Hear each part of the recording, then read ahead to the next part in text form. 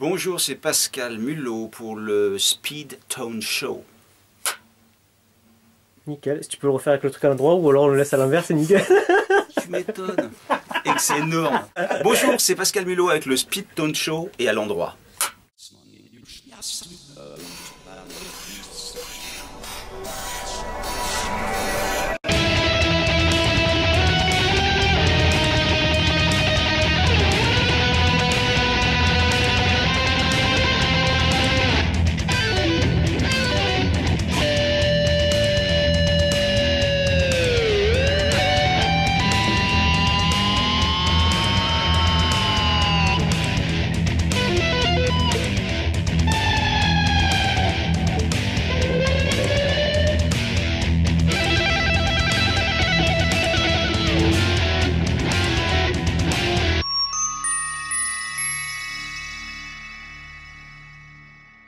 Bonjour et bienvenue à tous sur le premier épisode de Le Speed Tone Show avec le légendaire bassiste Pascal Mulot. Pascal, pourrais-tu nous parler des guitaristes avec qui tu as joué et rencontré tout au long de ta carrière? Nous savons que tu as joué avec un de nos grands héros, un de nos grands guitar-héros, Steve Vai. Aurais-tu une ou deux anecdotes à raconter? Sur Steve Vai, déjà, Ce grand monsieur. cet immense artiste, parce que je pense qu'il dépasse le cadre d'un simple guitariste. Pour moi, c'est le Miles Davis du rock'n'roll.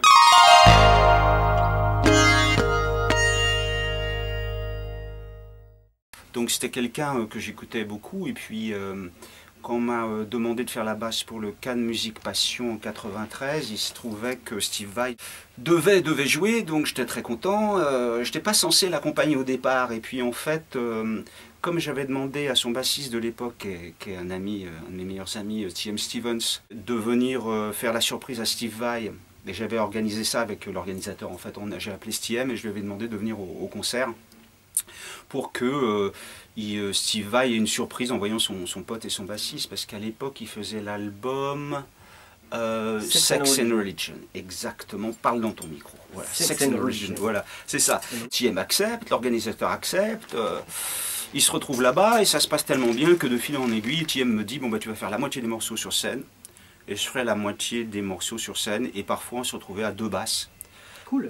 Ouais, c'était extraordinaire au Palais des Festivals, donc Palais des Festivals blindé, public fantastique. Je crois que les gens qui ont assisté à ce concert s'en souviendront.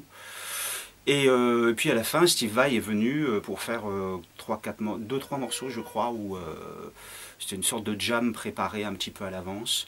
Alors les anecdotes, j'en ai quelques-unes, effectivement. Il y a le fait est que c'était un concert extraordinaire, que Steve Vai est un artiste qui essaye de donner un sens à sa vie. Donc en fait, quand tu le rencontres, chaque chose semble avoir un sens.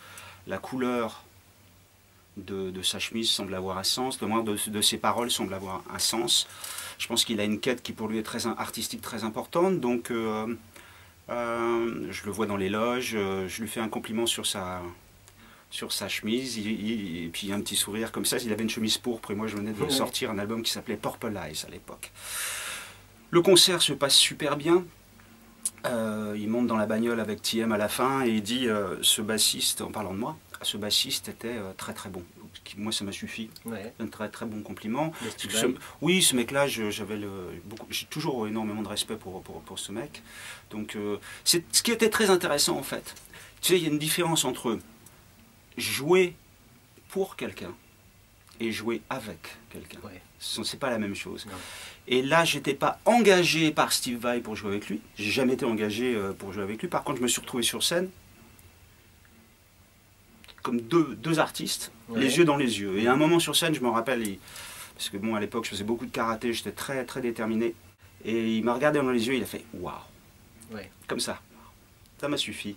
Et bon, c'est les gens qui ont assisté au concert, je pense, s'en souviendront. Je pense que s'il y a un moment magique musical dans une existence, c'était ce concert-là à Cannes, parce que il y avait beaucoup de choses qui se passaient. Il y a plein de gens, plein de guitaristes. Il y a mon ami, mon grand ami TM, mon frère, Ouais. mon ami de toujours qui était là.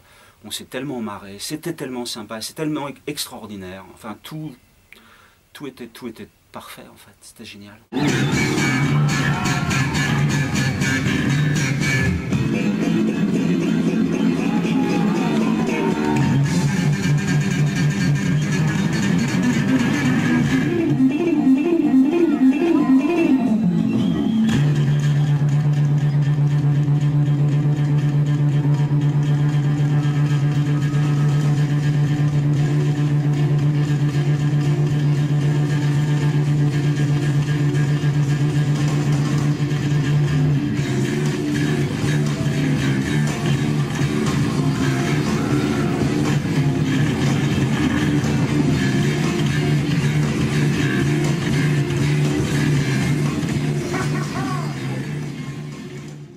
une autre anecdote sur Steve Vai. Ah oui. Ce qui est très intéressant, c'est de se trouver à côté de ce grand guitariste et d'entendre de son ampli sortir une myriade de notes d'une virtuosité incroyable et d'une beauté incroyable en même temps, parce qu'il y a des gens qui jouent vite. Il est fascinant. Oui, mais c'est surtout de voir qu'il y avait une décontraction qui accompagnait tout ça, qui était bluffante. Voilà une autre anecdote sur Steve Vai. C'est un gros travail sur sa personne, sur son mental surtout. Pour la pratique instrumentale qui nécessite une discipline et aussi, c'est pas qu'une approche physique, c'est aussi une approche intellectuelle. Le fait d'essayer de réfléchir à la façon dont on va aborder un morceau, dont on va aborder une pratique instrumentale avant de se mettre uniquement dans la pratique peut être intéressante aussi. Alors moi je donne un conseil puisque c'est un truc d'instrumentiste, de guitariste, ne forcez jamais. Il n'y a pas un musicien que je ne connaisse qui n'ait pas eu des problèmes de physique, tendinique ou autre. Il ne faut jamais forcer. Il faut bien chauffer et prendre le temps de travailler en souplesse, ça c'est important. Et à propos de Steve Lukather? Alors Steve Lukather, c'était l'année suivante, l'organisateur m'appelle et puis c'était Simon que j'avais rencontré à Francfort en 94 qui s'était mis d'accord avec l'organisateur, Pierre-Olivier Picard du festival, et puis qui me demande de jouer avec lui. Donc je récupère toutes ces partoches de jazz rock incroyables, dont je me souviens encore d'ailleurs, là, mi, si, mi, do, si, mi, enfin, encore de certaines phrases, donc c'était sur partition. Puis on apprend aussi que Lukather on devait jouer quelques morceaux avec Steve, qui faisait une masterclass, je crois. Donc Steve Lukather, l'anecdote, ce qui était incroyable, c'est que il n'avait pas eu le temps de tout bosser. Et puis il avait deux partoches, deux trépieds de partoche. C'est assez grand, deux trépieds de partoche. Et puis des feuilles, 4-5 feuilles collées sur ces deux. Et pendant qu'on jouait les morceaux de Simon, il faisait de la lecture à vue. Alors bon, ça faut déjà le faire quand même devant 3000 personnes. Et en plus, quand il prenait la guitare, c'est incroyable se toucher parce que le son, je me rappelle de ça, le son semblait venir de partout à la fois. Il a un toucher. Et la sonorisation sûrement qui allait avec, qui faisait qu'il y avait un côté vraiment, une interprétation qui était vraiment magnifique. Ça, je me souviens d'une autre anecdote aussi. C'est que sur scène, on devait faire une cover d'un morceau de Jeff Beck et que ça s'est planté au milieu. C'est-à-dire qu'il y a eu un moment de flottement. Et là, t'as Simon qui regarde comme ça, t'as Lukather qui fait what the fuck. Et puis moi qui me mets en retrait parce qu'on ne sait pas d'où ça va. Il y en a un qui a loupé la coda, tu sais pas qui c'est. Bon, voilà, il y a un flottement, quoi. Donc même les plus grands se trompent. Les plus grands guitaristes, les plus grands musiciens se trompent. Hein, le cliché du musicien qui ne se trompe jamais, ça n'est qu'un cliché de débutant ou de gens qui n'ont pas eu affaire à des grands musiciens. Tout le monde se trompe, par contre, tout le monde ne se rattrape pas. Il y a aussi ce guitariste génial, Blue Saraceno. Blue Saraceno, il était là aussi à ce festival, et ce dont je me souviens, c'est que c'est cette utilisation de la pinta, constante, quasi constante, la pinta qu'on connaît tous dans le rock, dans le blues, dans le funk, mais classe, quoi, monstrueusement classe, jamais de plan cliché, jamais enfin ça sonnait tout le temps. Va chercher ma bière. Ouais, va chercher ta bière. Ça sonnait tout le temps et je me rappelle aussi que c'était un peu l'époque où tout le monde avait des gros racks. Moi j'avais un gros rack, 2 amplis, les gratos pareil, tout le monde avait des racks. Lui il avait un Marshall, un Jack, une wah-wah, un Jack, la guitare et ça sonnait à mort. Rock'n'roll. Ouais, vraiment, enfin, et à fond dedans. Avec sa guitare motif écossais. Oui, les motifs écossais, c'est ça. Tu as aussi enregistré des albums avec notre guitar héros français, Patrick Ronda. Patrick, c'est un ami de... Bon, toujours, on va dire. Nos histoires sont liées, en fait, parce qu'on avait les mêmes producteurs. On a joué ensemble 3 ans à la même époque, ce qui est pas beaucoup, mais je ne comprends pas pourquoi les gens s'en souviennent encore. En fait, il y avait un genre de trio magique avec Christian Amour. Je me rappelle qu'on avait le local chez Bobby Bruno, un grand local, très très grand local, où on pouvait venir quand on voulait. Donc quasiment 3 jours par semaine, ou 2-3 jours par semaine, pendant 1 ou 2 ans, on venait répéter les morceaux de Patrick, avec Christian basse batterie, et de temps en temps avec Patrick. Donc on les connaissait, mais au coup de charlet près, au coup d'harmonique près, tu vois. Ce qui fait qu'on a joué au Monsters of Rock, ou en première partie d'ACDC et de Metallica. Dans mes retours, on a fait un line check assez rapide et on était toléré là-bas, on était sur l'affiche mais on n'était rien par rapport aux grands américains. Et les mecs ont été d'enfer. Je me rappelle d'un line check où j'avais mon HF sur le côté avec le mec du retour de Metallica. Et puis je mettais ça dans la sono, mais là, il y avait juste 15 000 personnes devant. Je faisais des plans de slap de dingue et je voyais 15 000 personnes qui gueulaient. Ça, c'était bon signe. Mais on avait quand même, dans les retours, on avait un bruit inaudible. Ce qui fait que c'est vachement bien de préparer c'est là où tu as intérêt à avoir bien préparé le répertoire pour à pas être l'aveugle. surpris des imprévus. Exactement, on n'entendait rien. Je me rappelle à l'époque, tu as les rambardes où allait Angus, tu vois. J'allais là-bas, je me rapprochais de ça parce qu'il y avait la sono, la grosse sono, pour écouter la caisse claire. Ah ouais. Tellement c'était le seul truc qu'on entendait. Repère.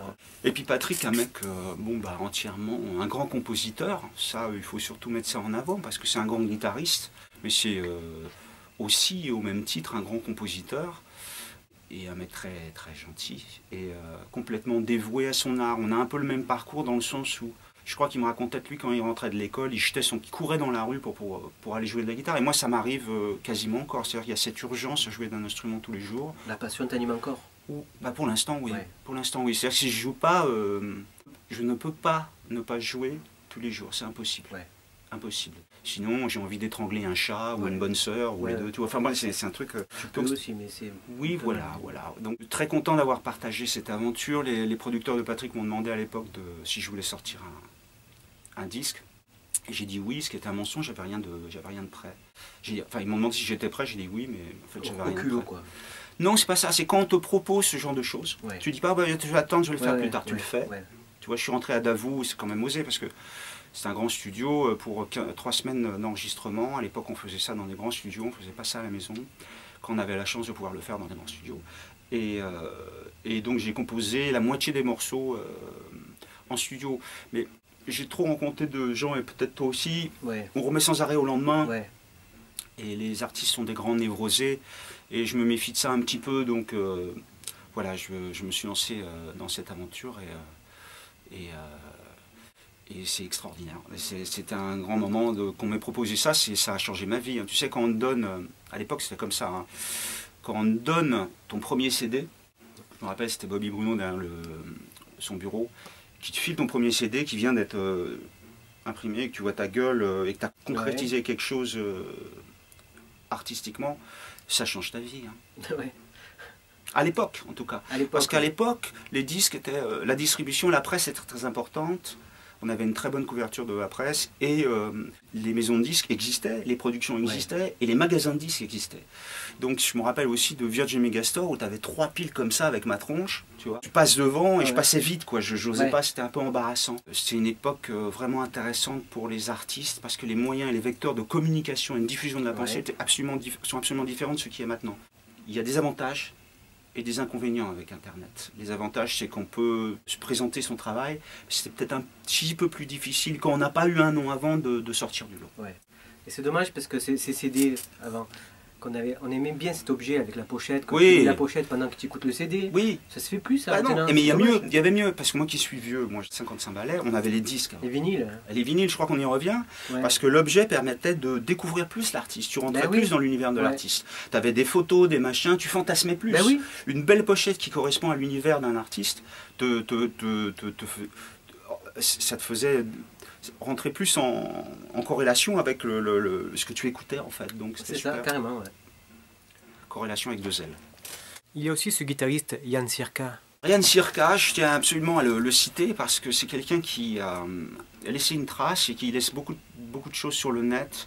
Moi j'ai travaillé presque 1 an et demi, 1 an et demi, 2 ans avec Yann.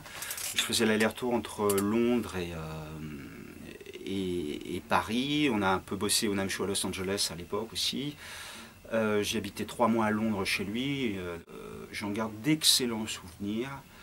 Et c'est un guitariste qui me touche particulièrement parce que tout ce qu'il fait, la plupart de ce qu'il fait est extrêmement mélodique. Alors je vous conseille d'aller voir sur le net des morceaux comme In the End ou From Your Lips, qui sont des morceaux incroyables. Et puis moi j'avais fait le 2e album enregistré entièrement à Londres, c'était une tuerie totale. Et en fait c'est comme ça que j'ai rencontré TM, parce que le manager, le Artist Relation de Warwick, qui était en contact à l'époque avec Yann, lui a fait écouter l'album prémixé. Il a pris la cassette et les basses étaient assez fortes sur cet album prémixé. Et il l'a mis dans la bagnole pendant qu'il faisait une tournée avec TM en Allemagne. Et TM bon, elle dit mais c'est qui ce bassiste, tu vois. Et Ok. c'est comme ça qu'on est devenus super potes. La première approche que j'ai eue de TM, j'avais un sacré caractère à l'époque. Je l'ai encore, mais beaucoup plus de recul, évidemment. Avec l'âge. Ouais, avec l'âge, c'est normal. Première fois qu'il est venu TM, c'est vraiment le mec le plus impressionnant parce qu'il faisait 2,10 m. Ouais. Il avait 2 paires de lunettes, Ouais. Il jouait avec tout le monde, Miles Davis, c'est très imposant physiquement et quelle renommée aussi, quel bassiste. Et il vient vers moi, il fait hey man, we got a genius here. En parlant de moi. Et je lui fais don't talk bullshit to me. Donc ça a commencé sur un truc un peu, tu vois, un peu comme ça. Et ça l'a choqué, je rappelle. Pour qu'ensuite on devienne quasiment inséparables. Et c'est quelqu'un avec qui j'ai d'énormes souvenirs. Pascal Vignier. Pascal Vignier, on va l'inclure dans le lot des grands guitaristes parce que c'est un mec que j'ai repéré il y a 15 ans. Il débutait son aventure artistique et j'ai tout de suite repéré que ce mec il ferait quelque chose. Tu sais, parce qu'il y a plusieurs facteurs. D'une part, il y a une qualité de composition indéniable, tu as une interprétation qui est exceptionnelle et tu as une vraie volonté de faire des belles choses, sans concession, la plupart du temps, je pense, sincèrement. Et une vraie passion. Et de toute façon, il ne peut pas faire autrement, il est comme moi, il ne peut pas ne pas jouer de la musique. Donc il laissera une trace, lui. Merci à toi Pascal pour toutes ces anecdotes. C'était Kerikov. Les amis, c'est fini, je vous donne rendez-vous très vite pour un autre épisode de Le Spit On Show.